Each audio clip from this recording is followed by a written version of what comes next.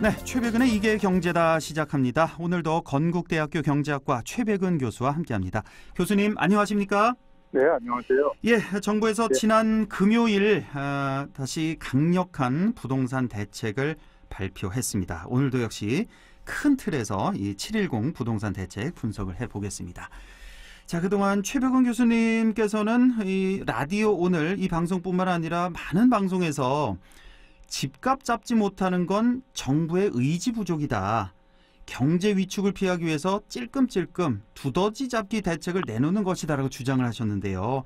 또 많은 분들이 이렇게 동의를 하고 있고요. 그런데 지난 금요일에 710 대책, 저는 개인적으로 봐서 지난 22번 부동산 대책 중에 가장 좀 실효성 있는 대책 아니냐, 저는 이렇게 느꼈는데요. 교수님은 어떻게 보셨습니까? 좀 만족스러우십니까? 아니면 그래도 좀 부족합니까? 여전히 제가 이런 표현 썼는지 모르겠는데 네. 관료들이 좀 잔머리 굴리는 것 같아요. 아, 여전히요? 예. 아, 그렇습니까? 예, 이게 지금 상황이요. 예. 대통령은 지금 이게 거의 그러니까 전시 상황 비슷하게 인식을 하는 것 같아요. 지금 상황이요. 예.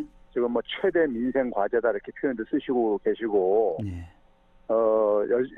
시중에 지금 분위기는 그렇죠. 왜 그러냐면은 정부가 너무 신뢰를 잃었어요. 그렇습니다. 어쨌든 간에. 예.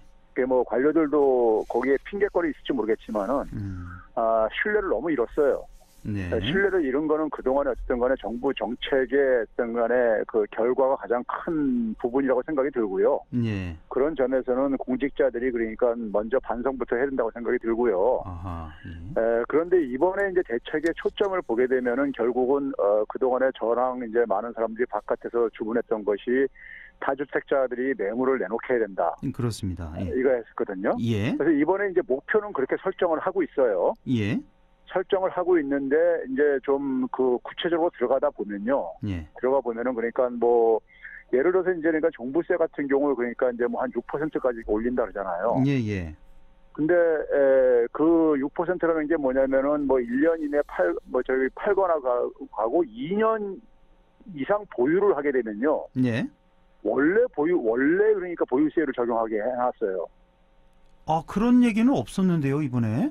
아니, 좀 그러니까 기간을 길게 보유를 하면은 자기가 그러니까 그러니까 주택을 그러니까 보유를 기간이 긴 경우에는 그러니까는 이 세율을 그러니까 좀 유리하게 좀 이렇게 적용하는 걸로 저는 알고 있어요. 아, 그래요? 그 내용은 발표된 게 없어가지고. 이건 그렇게 되면은 예. 그렇게 되면은 만약 그게 사실이라면은 오히려 그러니까 매물 잠김 효과를 줄 수 있죠. 아, 그렇죠. 오랫동안 갖고 있으려고 하겠죠. 예. 그리고 이제 또 하나는 결국은 이제 임대사업자 문제인데요. 그렇습니다. 예. 임대사업자 문제들을 결국은 뭐냐면 이제 기존에 이제 이미 보유하고 있는 사업을 하고 있는 사람들은 뭐 유언 소지가 있다 해가지고 지금 그대로 이제 그것이 끝날 때까지 기간이 끝날 때까지 일단은 그러니까 면제해 주는 걸로 이렇게 이제 지금 적용을 하는 걸로 지금 얘기가 지금 검토되는 걸로 나오고 있잖아요. 예, 그렇습니다. 근데 그거는 제가 볼 때 소위 말해서 그러니까는 유언 소지 가능성을 가지고 이제 얘기를 하고 있는 건데. 이런 식의 가능성을 얘기하고 있는데 제가 그래서 이제 법 전문가들한테 좀 이제 자문을 좀 구해봤어요. 구해봤는데 유언 가능성이 거의 없다고 보고 있고요. 그러니까 이제 지금까지 주어진 혜택을 혜택은 그러니까 뭐 이렇게 소급 적용할 필요 없어도 지금까지 주어진 혜택들 그러니까 만약에 그래서 8년을 만약에 신청을 했는데 만약에 한 4년을 했으면은 4년은 혜택은 받았을 게 아니겠습니까? 그렇습니다. 그 4년 혜택은 인정을 해주고 나머지 4년을 그러니까 이제 중단시키면 된다는 얘기가 지배적이고요. 그러면 결국은 뭐냐면 이걸 이제 내놓게 해야 되는 부분인 건데. 내놓게 해야 되는 데 속에서 결국은 뭐냐면 임대사업자들이 가장 큰 혜택을 보는 게요. 이 종부세 혜택입니다. 그렇습니다. 종부세 혜택인데 제가 그걸 이제 대충 계산을 해보니까요. 예를 들어서 그러니까는 제가 이제 이런 얘기도 했잖아요. 우리가 이제 부동산 시장에 자금이 너무 과잉 유입되고 있는 게 지금 문제다. 유입된다는 얘기는 결국 뭐냐면 다른 데 투자할 때가 별로 마땅치 않아서 있는 것도 있다. 제가 그랬잖아요. 그래서 제가 이제 그걸 계산을 해봤어요. 만약에 이제 그러니까 한 48억 정도를 동원을 해가지고 48억 정도 동원해가지고 공장을 사가지고 이제 그러니까 제조업을 하는 사람하고 예. 그다음에 그걸 이제 그러니까 우리가 흔히 말해서 40평방 제곱미터짜리를 한 18채를 이제 그러니까는 한 대출을 한 80% 끼게 되면 매입할 수 있게 되더라고요. 한 이 정도 돈이 48억이. 예. 48억이면 이제 가능하더라고요. 예, 18채 정도를요. 예. 그래가지고 이제 그러니까는 그 임대사업자를 하게 되면은 이제 뭐 소득세에 40평방 제곱미터 밑에는 이 면제들 많이 받아요. 예. 종부세도 그렇고요. 가장 예. 작은 평수라 해가지고요. 예. 그래가지고 어쨌든 간에 그 세금 내는 거를 쭉 계산을 해봤더니만요. 예. 제조 공장을 하는 사람은 10년 동안에, 그래서 한 10년 동안에 한 5천만 원 정도 세금을 내게 돼 있어요. 예. 그런데 이 임대사업자는 이제 농특세 정도 이제 20% 정도 내는데, 예. 그게 한 3억 한 6천만 원 정도밖에 안 돼요. 예? 다 합해가지고요. 10년 동안에요? 예, 10년 동안에. 똑같은 돈을 투자해서 이렇게 그렇죠, 하는데. 예.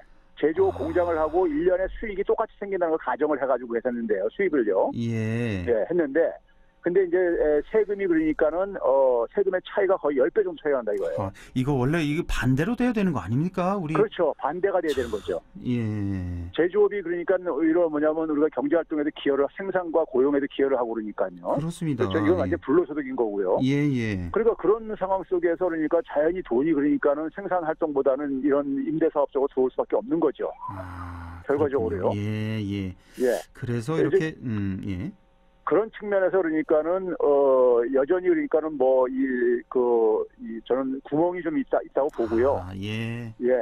그래서 그래서 이제 대통령한테는 그러니까는 상당 부분은 어쨌든 간에 의지를 그러니까 표명을 하면서 한편에서는 그러니까 또 빠져나갈 구멍들을 그러니까 이렇게 좀 만들어준 게 아닌가 하는 생각이 드는 겁니다. 그렇군요.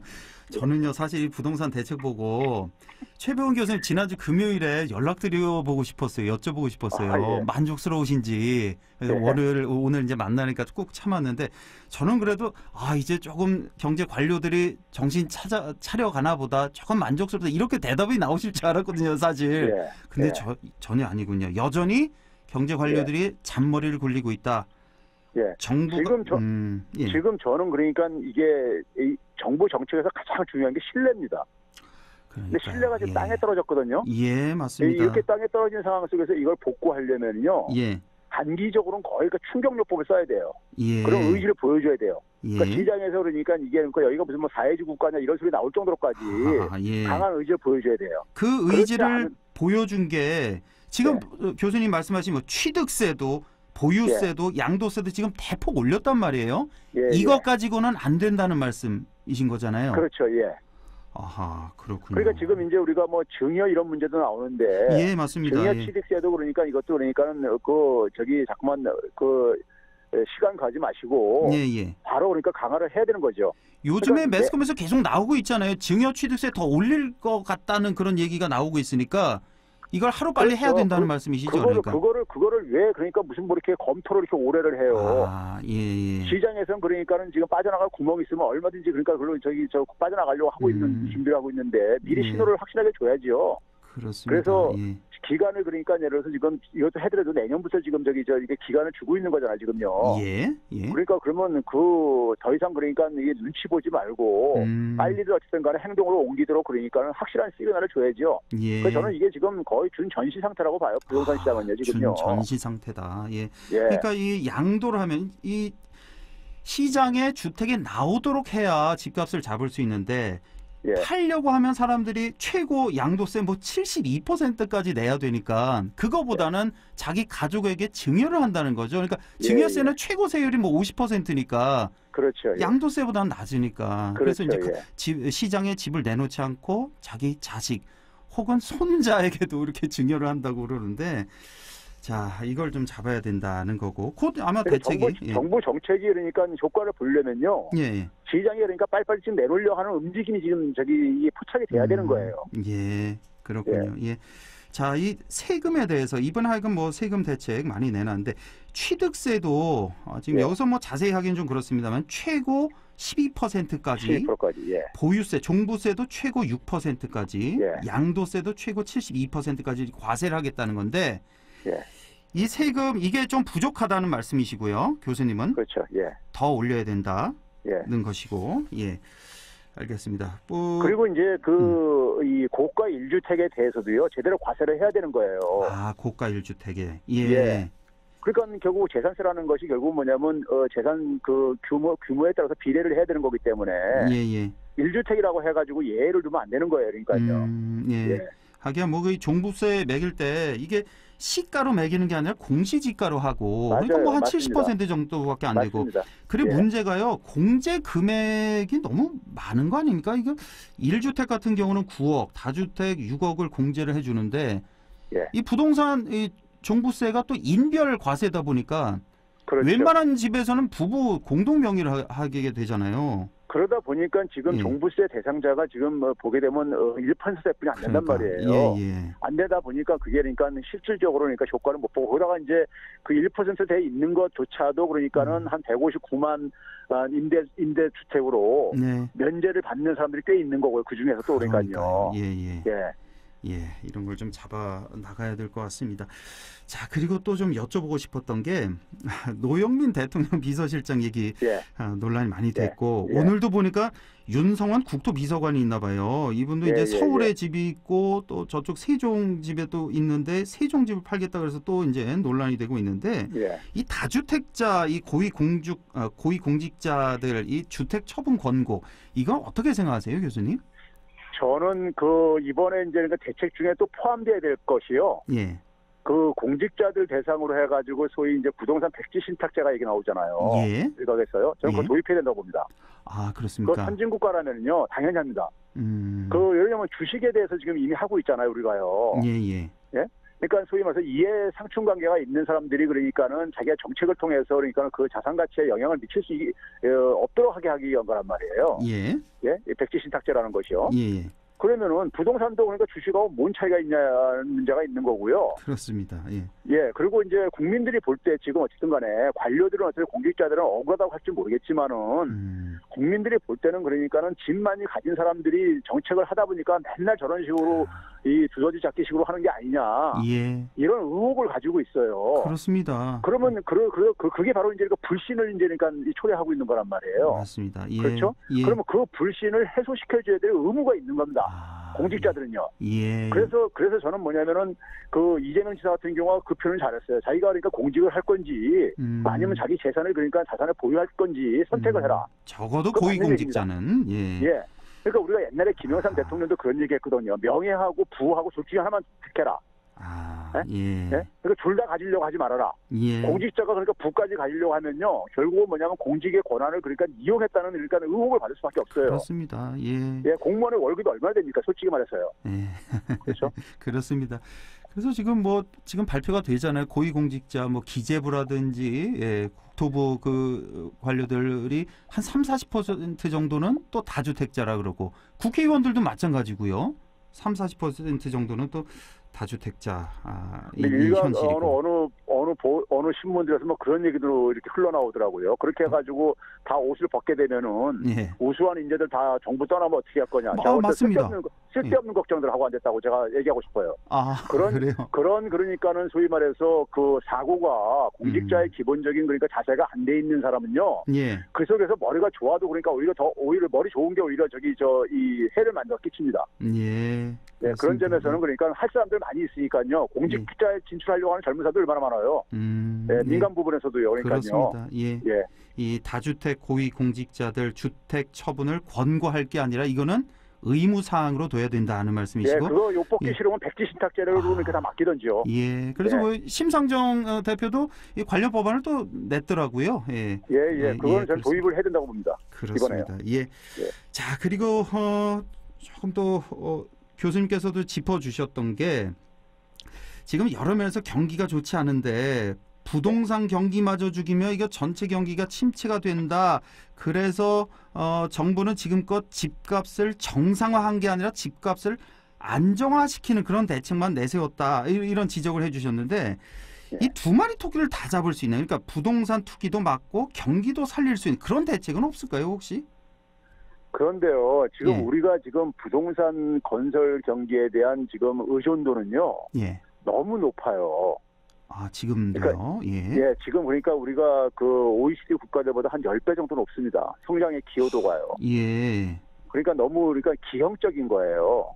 그렇습니다. 기형적인 건데 그러니까 아까 얘기했듯이 부동산 건설업 말고 생산 부분으로 투자가 안 이루어지고 그러다 보니까 그러니까 다른 부분들이 그러니까 생산적인 활동 부분들이 그러니까 이 경제 성장이라든가 아니면 일자리의 기여를 창출에 기여를 못 하고 부동산 건설에 그러니까 너무 이렇게 이 올인하고 있는 이런 형국이거든요.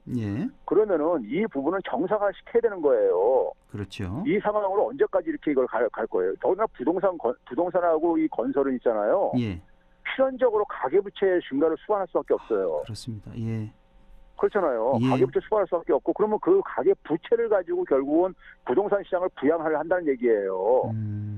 정부가 이게 그러니까 뭐 돈풍으로서 하는 게 아니잖아요. 그렇죠. 뭐 이명박 정부 때는 뭐 4대강 협했지만 하여튼 되게 부동산 건설하게 되면 가계부채가 같이 늘어나게 돼 있고 가계부채를 가지고 이게 그러니까 지금 부양을 시키는 거예요. 근데 제가 계산을 해봤어요. 박근혜 정부 때 그러니까 우리가 이제 가계부채가 1% 증가할 때 GDP가 얼마나 변화하냐 계산해 보면 마이너스로 바뀌었었어요. 박근혜 정부 때 이미요. 그러니까 정책적으로도 그러니까 바람직하지가 않은 정책이 나쁜 정책인 거예요. 그렇네요.